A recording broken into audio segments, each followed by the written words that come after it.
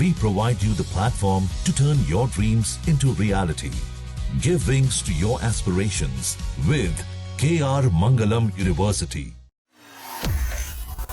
नेपाल में भारतीय वाहनों के लिए नए नियम लागू। तो बड़ी खबर आपको बता रहे हैं, जहां नेपाल सरकार ने भारतीय नंबर प्लेट वाले वाहनों के संचालन यानी कि Indian vehicle rules in Nepal को लेकर अपने कानूनी नियमों को और भी ज़्यादा कड़ा कर दिया है।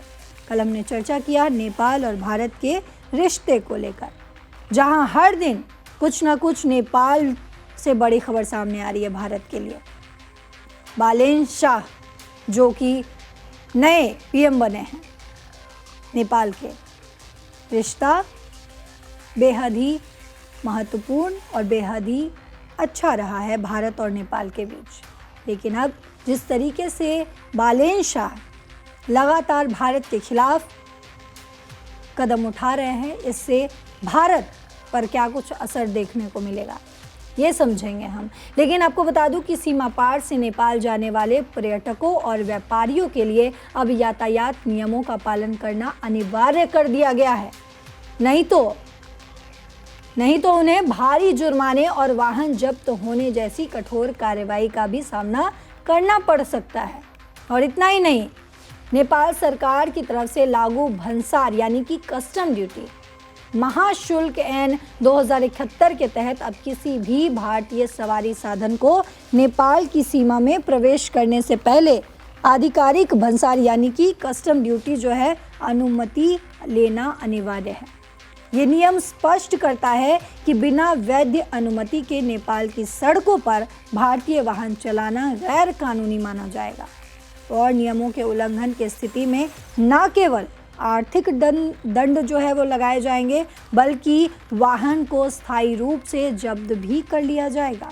यानी कि जो है आपके वाहनों को जब्त करके रख लिया जाएगा। निर्धारित दैनिक शुल्क की दरें नेपाल में प्रवेश करने वाले वाहनों के लिए उपयोग के आधार पर दैनिक शुल्क श्रेणियों में विभाजित किया गया है, जो इस प्रकार है। ग्राफिक्स के जरिए आपको समझाते हैं कि कैसे जो है वो लागू किए गए हैं नियम। निर्धारित दैनिक शुल्क की दरें 2 पहिया वाहन जो है यानी कि बाइक या स्कूटर, उसके लिए 100 रुपये रखे गए हैं प्रतिदिन। 3 पहिया वाहन जो है उसके लिए 400 रुपये प्रतिदिन। 4 पहिया वाहन की अगर बात करें जैसे कि कार, जीप, वैन, इन सब के लिए 600 रुपये प्रतिदिन। अब आप समझिए कि किस तरीके से जो है नेपाल में भारत के खिलाफ एक्शंस लिए जा रहे हैं। ये शुल्क भंसार यानी कि कस्टम ड्यूटी कार्यालय पर जमा करना होता है, जिसके बाद ही वाहन को नेपाल में प्रवेश की अनुमति मिलती है। तो आपको जानकारी दे दूं कि नए नियमों का सबसे महत्वपूर्ण पहलू वाहनों के रुकने की अवधि से संबंधित है। भंसार शुल्क यानी कि कस्टम ड्यूटी चुकाने के बावजूद कोई भी विदेशी वाहन एक आर्थिक साल में अधिकतम 30 दिनों के लिए ही नेपाल में चलाया जा सकता है। और ये 30 दिनों की अवधि चाहे लगातार हो या अलग अलग समय अंतराल पे टुकड़ों में हो, लेकिन कुल मिलाकर ये 30 दिन से अधिक नहीं होनी चाहिए। और अगर कोई वाहन निर्धारित 30 दिनों की समय सीमा समाप्त होने के बाद भी नेपाल की सीमा के भीतर पाया जाता है तो उस पर प्रतिदिन यानी कि हर दिन के आधार पर अतिरिक्त विलंब शुल्क यानी कि फाइन लगाया जाएगा। अब आपको ग्राफिक्स के जरिए समझाते हैं कि दंड की जो दरें हैं वो कैसे हैं। तो बाइक और स्कूटर 2000 रुपये प्रतिदिन अतिरिक्त यानी कि जो आप भर रहे हैं उसके अलावा 2000 रुपये हर दिन के हिसाब से। अन्य वाहनों की बात करें जैसे कार, जीप यानी कि 4 व्हीलर्स की बात करें तो 2500 रुपये प्रतिदिन अतिरिक्त यानी कि आप जो कस्टम ड्यूटी दे रहे हैं वो तो दे ही रहे हैं, उसके अलावा भी आपको ये 2500 रुपये हर दिन के हिसाब से देनी होगी। अगर आप 2 दिन रुकते हैं तो 5000, अगर आप 4 दिन रुकते हैं तो उसके हिसाब से 2500 रुपये के हिसाब से आपको जोड़ के देनी है 10,000 रुपये। उस सीमा के दोनों ओर रहने वाले लोग सालों से दैनिक उपायों की वस्तुओं के लिए एक दूसरे के बाज़ारों पर निर्भर रहे हैं।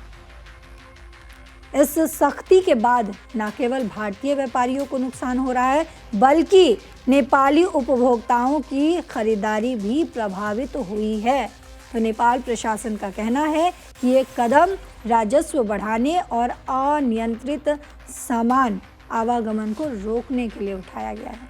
छोटी छोटी खरीदारी से सरकार को कर नुकसान हो रहा है, जिसे अब नियंत्रित किया जा रहा है, ये कहा जा रहा है नेपाल सरकार की तरफ से।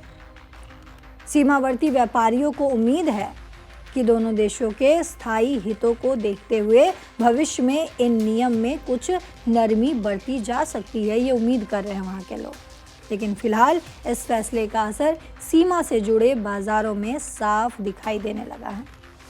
तो आप समझिए कि जहाँ नेपाल और भारत बेहद ही अहम रिश्ते साझा करता आया है, दोनों एक दूसरे से बॉर्डर शेयर करते हैं, लेकिन अब नए पीएम के आने से, बालेंद्र शाह के आने से लगातार हम देख रहे हैं कि किस तरीके से भारत के खिलाफ एक्शंस लिए जा रहे हैं।